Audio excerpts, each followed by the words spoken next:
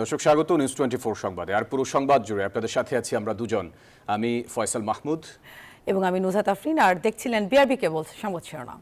চলে যাব পুরো খবরে। স্থানীয়দের সাথে শিক্ষার্থীদের সংঘর্ষে রণক্ষেত্র চট্টগ্রাম বিশ্ববিদ্যালয়। পরিস্থিতি নিয়ন্ত্রণে ক্যাম্পাস ও আশপাশের এলাকায় 144 ধারা জারি করা হয়েছে। অপরাধীদের ধরতে অভিযান শুরু করেছে যৌথ বাহিনী। বিশ্ববিদ্যালয়ের 2 নম্বর গেট এলাকায় স্থানীয়দের সঙ্গে বিশ্ববিদ্যালয়ের শিক্ষার্থীদের সংঘর্ষ ও পাল্টাপাল্টি ধাওয়া, দফায় দফায় সংঘর্ষ এবং রণক্ষেত্র বিশ্ববিদ্যালয় এলাকা। আহত 100 জনেরও বেশি।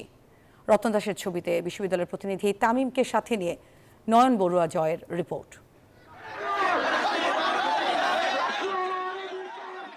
চট্টগ্রাম বিশ্ববিদ্যালয়ের শিক্ষার্থীদের সাথে এলাকাবাসীর সংঘর্ষের রণক্ষেত্র পরিণত হয় চট্টগ্রাম বিশ্ববিদ্যালয় এলাকা। শনিবার দিবাগত রাতে বিশ্ববিদ্যালয়ের এক নারী শিক্ষার্থী নিজ বাসায় ঢুকতে গেলে ভবনের দারোয়ান বাধা দেয়। এই ঘটনায় জেরে শুরু হয় সংঘর্ষ। রোববার সকাল থেকে আবারও দফায় দফায় সংঘর্ষ হয়। এতে আহত হয় 100 জনের বেশি। কেউ তো নিরাপদ না এখন। এটা ইন্টারিম গভর্নমেন্টের সবচেয়ে বড় ব্যর্থতা হচ্ছে তাদের শাসন আমলে একটা সাহিত্য প্রতিষ্ঠানে এরকম হামলা হয়েছে। প্রশাসন দিয়ে বা পুলিশ দিয়ে বা আনসার দিয়ে যে সহযোগিতা করার কথা ছিল, তারা কোনো ধরনের সহযোগিতা করার কোনো ধরনের চেষ্টাও করেনি। বিশ্ববিদ্যালয়ের শিক্ষার্থীদের অভিযোগ, আইন শৃঙ্খলা বাহিনীর তেমন তৎপরতা না থাকায় সংঘর্ষ ভয়াবহ আকার রূপ নেয়। আমরা প্রশাসনের কোনো খবর নাই। আমাদের হাজার হাজার শিক্ষার্থী আহত, অনেককে রেফার করে সিএমসিতে পাঠানো হয়েছে। আমরা কি তাদের গায়বানা জানাজা আদায় করব? প্রশাসন আমাদেরকে ওইরকম ভাবে রিস্ক করেনি এবং তারা বলে যে পুলিশ যাইতে ভয় পাচ্ছে। পরিস্থিতি নিয়ন্ত্রণে 144 ধারা জারি করেছে প্রশাসন। রিপোর্ট জারি করা হবে আর আমরা ওখানে পজিশনে আজকে আমরা মুভ করব আর কি। এই ঘটনায় আহতদের চট্টগ্রাম মেডিকেল সহ বিভিন্ন মেডিকেলে ভর্তি করা হয়েছে। নয়ন বড়ুয়া জয়, নিউজ 24, চট্টগ্রাম।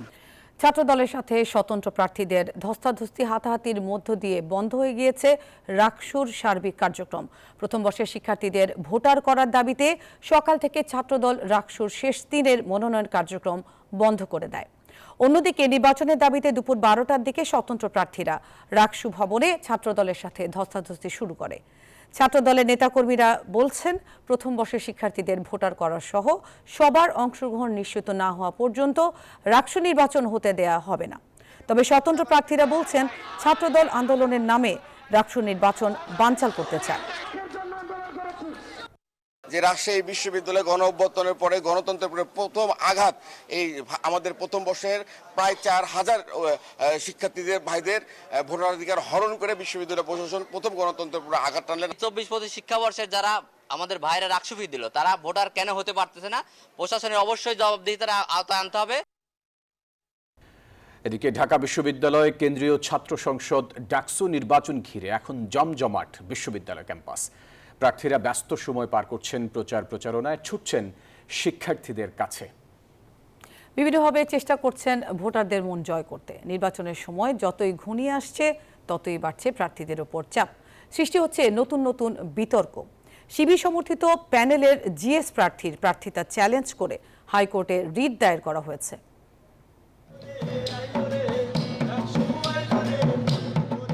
এভাবেই গান, প্রচার প্রচারণা আর অভিযোগ পাল্টা অভিযোগে ভিন্ন এক আবহ তৈরি হয়েছে ঢাকা বিশ্ববিদ্যালয় ক্যাম্পাসে। এই পরিবেশ জানান দিচ্ছে যে নির্বাচনের সময় ঘনিয়ে আসছে। এমন সময়ই নতুন উত্তেজনা জন্ম দিয়েছে একটি রিট আবেদন।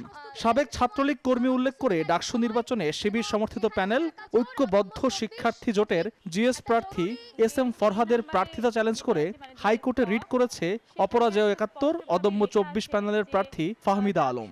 SM ফরহাদ তিনি যেখানে পড়াশোনা করেন, গবেষণা এবং সমাজ কল্যাণ ইনস্টিটিউট, সেখানের যে ছাত্রলীগের পদ ছিল, ছাত্রলীগের কমিটি ছিল, সেখানে তিনি কিন্তু যুগ্ম সাধারণ সম্পাদক হিসেবে সেই কমিটিতে বহাল ছিলেন। এবং জুলাইয়ের আগে এবং জুলাই পরবর্তী সময়ে তার কাছ থেকে আমরা কিন্তু কোনো পদত্যাগপত্র বা কোনো ধরনের প্রুফ আমরা পাইনি যে তিনি আসলে এই সংগঠনটিতে আর বিলং করেন না। তবে প্রোপাগান্ডা না ছড়িয়ে এই আইনি প্রক্রিয়া বেছে নেওয়াকে স্বাগত জানিয়েছেন অভিযুক্ত জিএস প্রার্থী SM ফরহাদ। আমি আদালতের বিবেচনাধীন কোনো বিষয় নিয়ে কোনো মন্তব্যে এখন যাব না। সেটি আমি আদালতের সিদ্ধান্তের প্রতি রেসপেক্ট রাখি। সেদিক থেকে সেটি শুনানি হোক, রায় আসুক, তখন কথা হবে। এখন এইটুকুই শুধু যিনি রিড করেছেন আমার বিরুদ্ধে তার এই দ্বিমতের অ্যাপ্রোচের প্রতি আমি রেসপেক্ট জানাই। এসএম ফরহাদের বিরুদ্ধে রিটকে ঘিরে সাধারণ শিক্ষার্থী ও অন্যান্য ছাত্র সংগঠনগুলোর নেতাদের মধ্যে সৃষ্টি হয়েছে মিশ্র প্রতিক্রিয়া।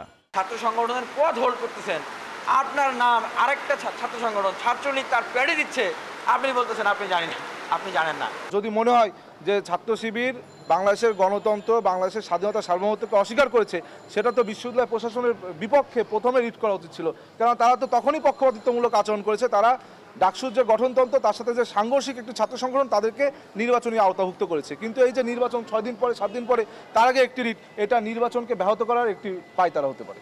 এদিকে নির্বাচনী প্রচারণার অংশ হিসাবে মধুর ক্যান্টিনের সামনে ইশতেহার ঘোষণা করেছে বামপন্থী ছাত্র সংগঠনগুলোর জোট প্রতিরোধ পর্ষদ।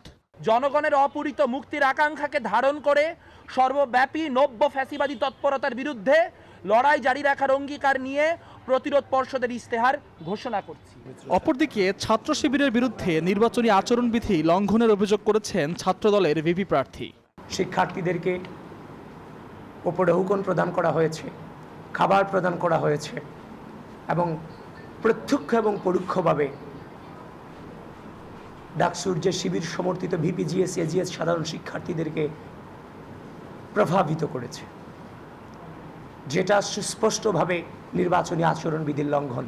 আগামী 9 সেপ্টেম্বর 8টি ভোট কেন্দ্রে 710টি বুথে সকাল 8টা থেকে বিকেল 4টা পর্যন্ত চলবে ভোট গ্রহণ। একজন ভোটার ভোট দেওয়ার জন্য সর্বোচ্চ 8 মিনিট সময় পাবেন। মধুর ক্যান্টিন থেকে হাইকোর্টের বারান্দা সর্বত্রই জমে উঠেছে ডাকসু নির্বাচনের আলোচনা। একদিকে যেমন চলছে ভোটের প্রচারণা, তেমনি অন্যদিকে চলছে আইনি লড়াই।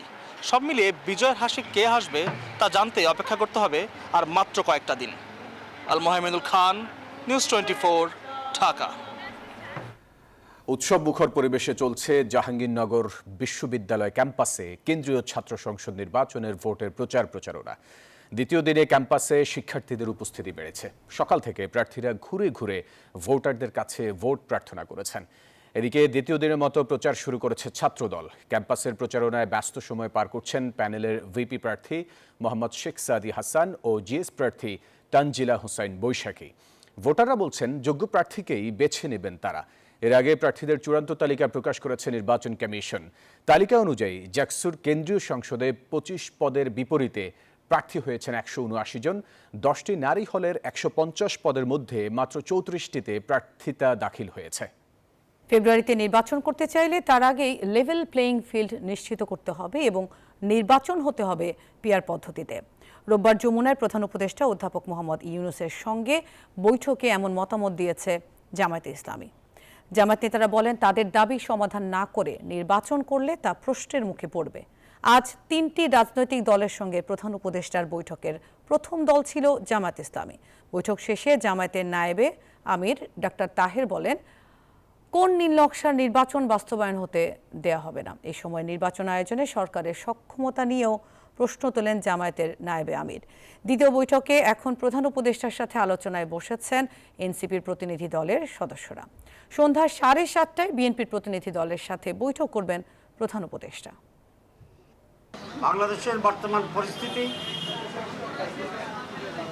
আমাদের নির্বাচনের প্রস্তুতি এবং নির্বাচনকে অবাধ ও সুষ্ঠু অংশগ্রহণমূলক করার জন্য কি কি করণীয়, বাংলাদেশের বিরুদ্ধে যে ষড়যন্ত্র, নির্বাচন বানচালের যে ষড়যন্ত্র, এই সকল বিষয়ে আমরা খোলামেলা আলোচনা করেছি। দর্শক, রাজনৈতিক অঙ্গনে আবারও উদ্বেগ উৎকণ্ঠা। সাম্প্রতিক সময়ে গণ অধিকার পরিষদ এবং জাতীয় পার্টির সংঘর্ষ জনমনে দেখা দিয়েছে শঙ্কা। সাধারণ মানুষ বলছে সংঘাত নয়, নির্বাচনী শান্তিপূর্ণ পরিবেশের একমাত্র পথ। ঘটনাটি কেবল তাৎক্ষণিক সহিংসতার মধ্যে সীমাবদ্ধ নয়, বরং আগামী নির্বাচন ও জাতীয় রাজনীতির ভবিষ্যৎ অঙ্কের সাথেও জড়িয়ে গেছে বলে অভিমত বিশ্লেষকদের। ভিপি নুরুল হক নূরের ওপর নৃশংস হামলার পর রাজনৈতিক অঙ্গন আবারও সরগরম হয়ে উঠেছে। শুক্রবার রাতে রাজধানীর কাকরাইলে জাতীয় পার্টি ও গণ অধিকার পরিষদের সংঘর্ষে নূর সহ বেশ কয়েকজন আহত হওয়ার ঘটনাকে কেন্দ্র করে রাজনীতিতে বাড়ছে উত্তাপ। ঘটনাটি কেবল তাৎক্ষণিক সহিংসতা মনে করছে না সাধারণ মানুষ। শান্তি ফেরানোর প্রক্রিয়ায় এজন্য সরকারকেও দুষছেন কেউ কেউ। এই যে রাজনীতির অস্থিরতা, বিড়ম্বনতা যা সৃষ্টি বিশৃঙ্খলা হচ্ছে, এই দায়ভার কে নিবে? যে পরিস্থিতিতে এসছে আর আগের সরকারের লোকজন সবাই কাজ করছে, সেহেতু ওনাদের কাজ করতে একটু সময় লাগবে। এবং সরাসরি রাজনীতিতে না থাকা এসব আমজনতাও মনে করেন রাজনৈতিক এই সংকট কাটতে পারে নির্বাচনের মাধ্যমেই। এবং আগামী যে জাতীয় সংসদ নির্বাচন হবে, এই নির্বাচনে যেটা লেভেল ফিলিং দরকার, সেটা তো আস্তে আস্তে নষ্ট হচ্ছে। এইভাবে চলতে থাকলে তো নির্বাচন দেওয়ার মতো কোনো সুযোগ হচ্ছে না। সবাই ক্ষমতার দ্বন্দ্বে লিপ্ত হয়ে নিজের স্বার্থ হাসিলের জন্য যে যার পাচ্ছে একটা ষড়যন্ত্র করে একটা বিশৃঙ্খলা তৈরি করছে। বিশ্লেষকরা বলছেন, জাতীয় সংসদ নির্বাচনকে সামনে রেখে জাতীয় পার্টির নড়াচড়ায় দলটি নিষিদ্ধ করার দাবি উঠেছে আবারও। এর মূলে রয়েছে সুবিধার জন্য বারবার ভোল পাল্টানো জাপাকে ঘিরে তৈরি হওয়া সন্দেহ। গত 15 বছরে নাম সর্বস্ব দল হওয়া সত্ত্বেও এবং খুব দুর্বল দল হওয়া সত্ত্বেও সবচেয়ে বেশি বেনিফিট নিয়েছে সরকারের কাছ থেকে, আওয়ামী লীগের কাছ থেকে জাতীয় পার্টি। তো এই একটা যে কর্তৃত্ববাদের থেকে বেনিফিট নেওয়া, রওশনের সাথে মতো লোকদেরকে এই ধরনের বিরোধী দলের নেতা করা, যাদের একদম মেম্বার হওয়ার যোগ্যতা মানে আমার কাছে মনে হয় অনেক সময় নাই। এই যে কাজগুলো হয়েছে, কাজগুলো তো রাষ্ট্রকে ব্যবহার করা হয়েছে, রাষ্ট্রযন্ত্রকে ব্যবহার করা হয়েছে। তো রাষ্ট্রযন্ত্রকে এইভাবে অন্যায়ভাবে ব্যবহার করাটার জন্য তো জাতীয় পার্টির দায় থাকে। ভিপি নূরের ঘটনাটি কেবল তাৎক্ষণিক সহিংসতার মধ্যে সীমাবদ্ধ নয়, বরং আগামী নির্বাচন ও জাতীয় রাজনীতির ভবিষ্যৎ অঙ্ক বলেও মনে করছেন বিশ্লেষকরা। সাফিয়া সাসনা, নিউজ 24, ঢাকা। জনগণের সরকার প্রতিষ্ঠা না হওয়া পর্যন্ত গণতন্ত্র ঝুঁকি মুক্ত নয়, এমন মন্তব্য করে বিএনপির ভারপ্রাপ্ত চেয়ারম্যান তারেক রহমান বক্তব্য দিয়েছেন। বলেন, নানা শর্ত আরোপ করে পরিকল্পিতভাবে নির্বাচনের পথে বাধা সৃষ্টি করছে কোনো দল। বলেন, সব শঙ্কা কাটিয়ে নির্বাচনের পথে হাঁটাই এখন সময়ের দাবি। রোববার বিএনপি ৪৭তম প্রতিষ্ঠাবার্ষিকী উপলক্ষে আয়োজিত আলোচনা সভায় তিনি এসব কথা বলেন। প্রতিষ্ঠার পর থেকে গণতন্ত্র ও জনগণের অধিকারের দাবিতে সোচ্চার বিএনপি। দলটির পথ চলা কখনো আন্দোলনের মঞ্চে, কখনো আবার শাসন ক্ষমতার আসনে। সেই বিএনপির ৪৭তম প্রতিষ্ঠাবার্ষিকী উপলক্ষে রোববার ছিল আলোচনা সভা। অনুষ্ঠানে লন্ডন থেকে ভার্চুয়ালি যুক্ত হন দলের ভারপ্রাপ্ত চেয়ারম্যান তারেক রহমান। আলোচনায় দলের নীতি নির্ধারণী ফোরামের নেতারা তুলে ধরেন বিএনপির পথ চলার ইতিহাস। প্রধান অতিথির বক্তব্যে বিএনপির ভারপ্রাপ্ত চেয়ারম্যান তারেক রহমান অভিযোগ করেন, নির্বাচন সামনে রেখে ষড়যন্ত্র শুরু করেছে একটি মহল। অন্তর্বর্তীকালীন সরকার যখন জনগণের অধিকার প্রতিষ্ঠার পথে হাঁটছে, তখন কোন রাজনৈতিক দল নির্বাচনের মাধ্যমে জনগণের অধিকার প্রতিষ্ঠার পরিবর্তে তাদের দলীয় স্বার্থ চরিতার্থ করার জন্য নানা শর্ত আরোপ করছে। বিএনপি ঠেকানোর অপরাজনীতি বাদ দিয়ে নির্বাচনের মাধ্যমে জনগণের সরকার প্রতিষ্ঠার দাবি জানান তারেক রহমান। নির্বাচনের পথে হয়তোবা পরিকল্পিত উপায় বাধার সৃষ্টির অপচেষ্টা করছে বলে বহু মানুষ এরই ভিতরে ভাবতে শুরু করেছেন। বিভিন্ন পরিস্থিতি সামাল দিতে গিয়ে অন্তর্বর্তী সরকারের দুর্বলতা দৃশ্যমান হচ্ছে বলেও মন্তব্য করেন বিএনপির ভারপ্রাপ্ত চেয়ারম্যান। রাজনৈতিক দলগুলোর আরও সকল যৌক্তিক দাবিগুলোর সমাধানের পথ খুঁজি আমরা। রাষ্ট্র রাজনীতিতে জনগণের অধিকার প্রতিষ্ঠার জন্য শর্ত শিথিল করে নির্বাচনের পথে হাঁটাই এখন সময়ের দাবি। গণতন্ত্র প্রতিষ্ঠায় ফ্যাসিবাদ বিরোধী রাজনৈতিক দলগুলোকে ঐক্য ধরে রাখারও আহ্বান জানান তারেক রহমান। সংস্কারের প্রয়োজন রয়েছে অবশ্যই। ফজলে রাব্বি সৌরভ, নিউজ 24, ঢাকা। জাতীয় পার্টির উপর ভর করে আওয়ামী লীগকে ফেরানোর পরিকল্পনা করা হচ্ছে, এমনটি মন্তব্য করেছেন উপদেষ্টা আসিফ মাহমুদ। দুপুরে ঢাকা মেডিকেল কলেজ হাসপাতালে সাবেক ভিপি নুরুল হক নূরকে দেখতে গিয়ে সাংবাদিকদের এই কথা বলেন তিনি। এদিকে নূরকে আইসিইউ থেকে বেডে স্থানান্তর করা হয়েছে। হাসপাতালের পরিচালক জানান, ধীরে ধীরে নূরের শারীরিক অবস্থার উন্নতি হচ্ছে। নূরের সুস্থতার জন্য দেশবাসীর কাছে দোয়া চেয়েছেন নূরের স্ত্রী মারিয়া নূর। বিস্তারিত প্রতিবেদনে। শারীরিক অবস্থার উন্নতি হয় ঢাকা মেডিকেলের আইসিইউ থেকে সাধারণ বেডে নেওয়া হয়েছে গণ অধিকার পরিষদের সভাপতি ও ডাকসুর সাবেক বিপি নুরুল হক নূরকে। স্বজন ও চিকিৎসকের সাথে কথা বলতে পারছেন তিনি। ভর্তি হওয়ার পর নাক ও চোয়ালের হাড় ভাঙা, মস্তিষ্কে রক্তক্ষরণ সহ 4টি গুরুতর সমস্যা চিহ্নিত করেন চিকিৎসকরা। দ্রুতই সেরে উঠবেন বলে আশা প্রকাশ করেন হাসপাতালের পরিচালক। কয়েকদিনের মধ্যে আশা করি রিজলভ হয়ে যাবে। এরকম ট্রমেটিক সাবঅ্যাকনয়েড হেমোরেজ সাধারণত রিজলভ হয়ে যায় ন্যাচারালি। গণ অধিকারের সেক্রেটারি রাশেদ খান অভিযোগ করেন, আইন শৃঙ্খলা বাহিনীর কতিপয় সদস্য এই ঘটনার সাথে জড়িত। দ্রুত তাদের আইনের আওতায় আনার আহ্বান জানান তিনি। দেশবাসীর কাছে নূরের সুস্থতার জন্য দোয়া চান নূরের স্ত্রী মারিয়া নূর। বাংলাদেশে নূরের উপরে এই ধরনের গত 8 বছরে ফ্যাসিস্ট আমলেও এতটা নৃশংসভাবে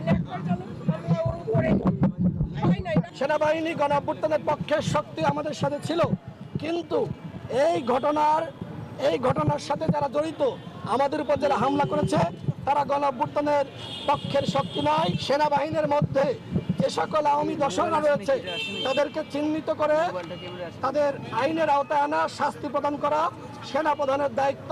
নূরকে দেখতে গিয়ে স্থানীয় সরকার উপদেষ্টা সাংবাদিকদের বলেন, জাতীয় পার্টির উপর নির্ভর করে আওয়ামী লীগকে ফেরানোর চেষ্টা চলছে। জাতীয় পার্টির ভেতর দিয়ে আওয়ামী লীগকে ফেরানোর একটা পরিকল্পনা চলছে, কিন্তু এরা জাতীয় পার্টি হচ্ছে একদম সুনির্দিষ্ট এবং চিহ্নিত ফ্যাসিবাদী।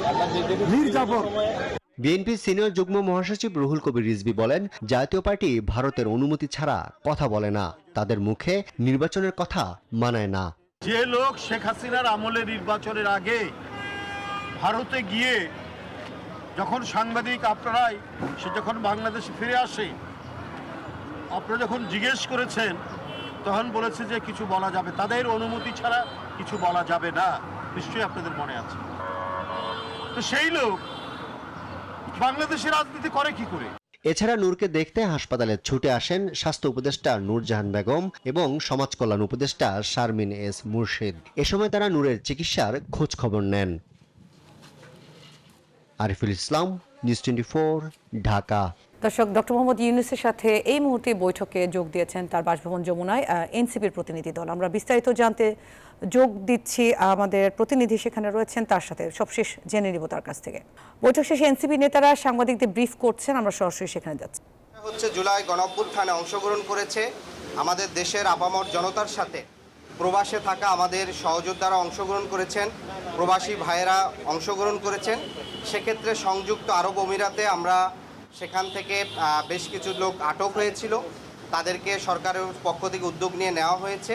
এখনও সেখানে 25 জন সহযোদ্ধা আইনি জটিলতায় আছেন, সে বিষয়ে যেন সরকার উদ্যোগ গ্রহণ করে, সে বিষয়টিও আমরা দৃষ্টি আকর্ষণ করেছি। এর পাশাপাশি আরেকটি গুরুত্বপূর্ণ বিষয়, আপনারা জানেন সরকারের পক্ষ থেকে একটি গুম কমিশন করা হয়েছে। গতকালকে আন্তর্জাতিক গুম প্রতিরোধ দিবস ছিল এবং সেই গুম কমিশন স্পষ্টভাবে উল্লেখ করেছে গত 15 বছর ধরে বাংলাদেশে যে বিচার বহির্ভূত হত্যাকাণ্ড, গুম খুন হয়েছে, সেখানে রাষ্ট্রীয় বিভিন্ন সংস্থার বিষয়ে তারা অভিযোগ আনছেন এবং প্রতিবেদনে উল্লেখ করেছেন। ফলে আমরা সরকারের কাছে সুস্পষ্টভাবে দাবি করেছি, সরকার গুম কমিশনের প্রতিবেদন আমলে নিয়ে রাষ্ট্রীয় যেসব সংস্থার মধ্যে যেসব সদস্যরা এ ধরনের অভিযোগে অভিযুক্ত, তাদের বিষয়ে যেন সুস্পষ্ট ব্যবস্থা গ্রহণ করে। এবং একই সাথে আমরা যে বিষয়টি আশঙ্কা করছি যে বাংলাদেশে গত 15 বছরে যে নির্বাচনগুলো হয়েছিল, সে নির্বাচনগুলোতে আমরা দেখেছিলাম রাষ্ট্রীয় সংস্থা বিভিন্নভাবে প্রভাবিত করার চেষ্টা করত। যারা বিরোধী দল হবে, কারা সরকারে নির্বাচন করতে পারবে কি পারবে না, নানা বিষয়ে আপনারা তারা প্রভাবিত করত। সর্বশেষ 2024 সালের ইলেকশনের আগেও আপনারা দেখতে পারবেন বিভিন্ন দলকে নির্বাচনে এনে নির্বাচনকে অংশগ্রহণমূলক দেখার জন্য নানা ধরনের গ্রেপ্তার, প্রভাবিত করার চেষ্টা করেছে। ফলশ্রুতিতে গুম কমিশন যে বিষয়টি এখানে উঠে এসেছে, সেটাকে আমলে নিয়ে যথাযথ যেন পদক্ষেপ গ্রহণ করা হয়। আরেকটি বিষয় আমরা বলেছি যে ইতিমধ্যে জাতীয় ঐক্যমত কমিশন জুলাই সনদের চূড়ান্ত পর্যায়ে আছে, এখনও চূড়ান্ত হয়নি।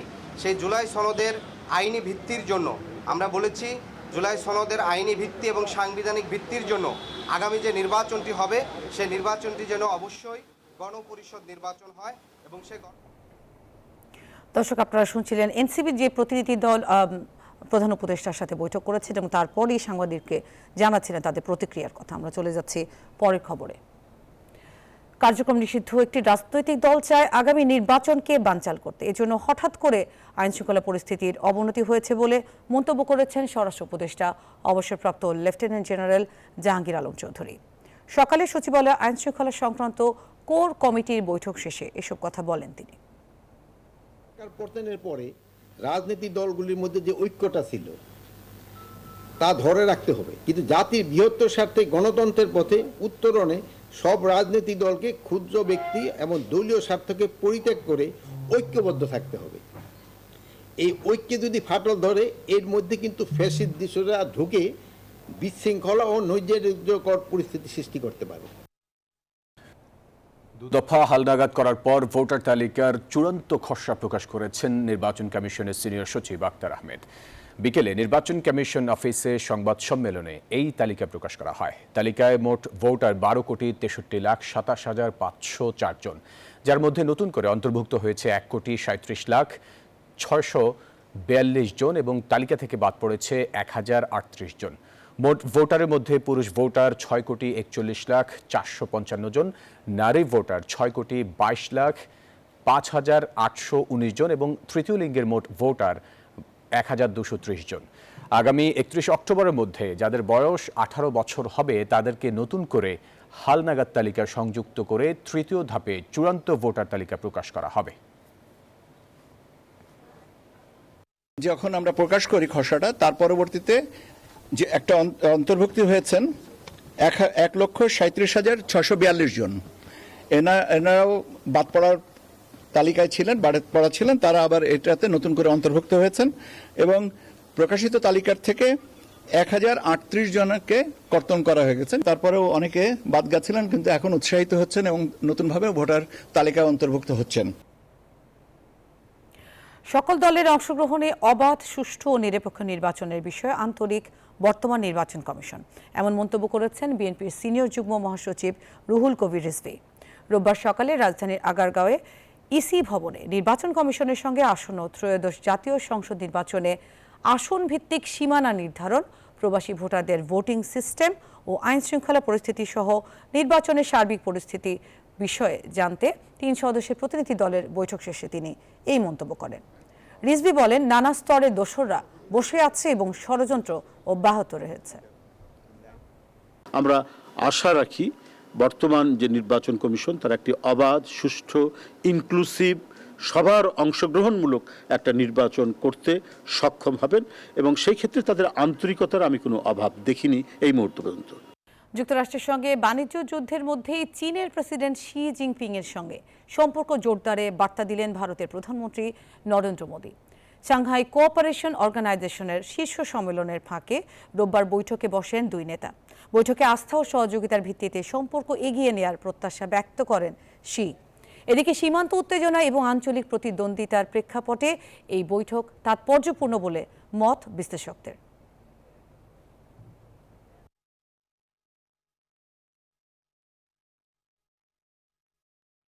গাজা যুদ্ধ ইস্যুতে ইসরায়েলের বিরুদ্ধে যাওয়া নিয়ে এবার ইউরোপীয় ইউনিয়নের পররাষ্ট্রমন্ত্রীদের মধ্যে দেখা দিয়েছে বিভক্তি।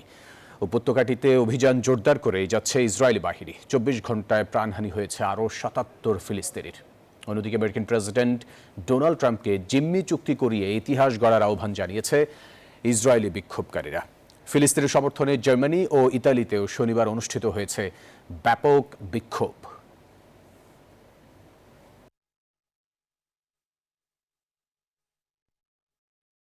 জয়ের মিশনে কাল সিলেটে নেদারল্যান্ডসের বিপক্ষে মাঠে নামছে বাংলাদেশ। যদিও টাইগারদের কাছে ডাচদের হারানোর যেন কিছুই নেই, তবে শেখার আছে অনেক কিছুই। মুস্তাফিজ তাসকিনদের বিপক্ষে ম্যাচ হেরেই শিখছেন ডাচ ব্যাটাররা। সিলেটে দ্বিতীয় ম্যাচে টাইগারদের সামনে সিরিজ জয়ের সুযোগ, তবে কোনো এক্সপেরিমেন্ট করতে রাজি নন সিনিয়র সহকারী কোচ মোহাম্মদ সালাউদ্দিন। অন্যদিকে নিজেদের শতভাগ উজাড় করে সিরিজের সমতা ফেরাতে মরিয়া ডাচরা। সিলেট থেকে আশিক সারোয়ার জানাচ্ছেন বিস্তারিত। বাংলাদেশের পাওয়ার হিটিং কোচ জুলিয়ান উডের প্রো ভ্যালোসিটি ব্যাট নিয়ে ডাচদেরও আগ্রহের কমতি নেই। তাদের কোচ কিংবা ক্রিকেটাররা উডের কাছে শেখার চেষ্টা করছেন। মাঠের টাইগারদের কাছেও প্রতিনিয়তই শিখছে সহযোগী দেশ নেদারল্যান্ডসের ক্রিকেটাররা। সিলেটের তীব্র গরমেও সোহান শামীমরা নেটে ব্যাটিং অনুশীলন করেছেন। যদিও প্রথম ম্যাচে কেউই একাদশে ছিলেন না। ঐচ্ছিক অনুশীলনে সোহান সাইফরা নিজেদের ঝালিয়ে নিলেও একাদশে এক্সপেরিমেন্ট করতে রাজি নন সালাউদ্দিন। এখানে আসলে এটা এক্সপেরিমেন্ট করার জায়গা না, এটা ইন্টারন্যাশনাল ক্রিকেট। এটা যদি আমার প্র্যাকটিস ম্যাচ হতো তখন হয়তো আমি চিন্তা ভাবনা করতে পারতাম, বাট এটা ইন্টারন্যাশনাল ক্রিকেট, আমি এক্সপেরিমেন্ট করার জায়গা না। আমাকে জেতার জন্য আসলে যে ডিসিশনটা নেওয়া দরকার আমরা সেই ডিসিশনটা নেওয়ারই চেষ্টা করব। অর্থাৎ দ্বিতীয় ম্যাচে উইনিং কম্বিনেশন ভাঙতে রাজি নয় টিম ম্যানেজমেন্ট। তবে দলের মধ্যে সুস্থ প্রতিযোগিতা বাড়ছে বলেই বিশ্বাস সালাউদ্দিনের। হেলদি কম্বিনেশন হয়তো দিনকে দিন আরো বাড়তে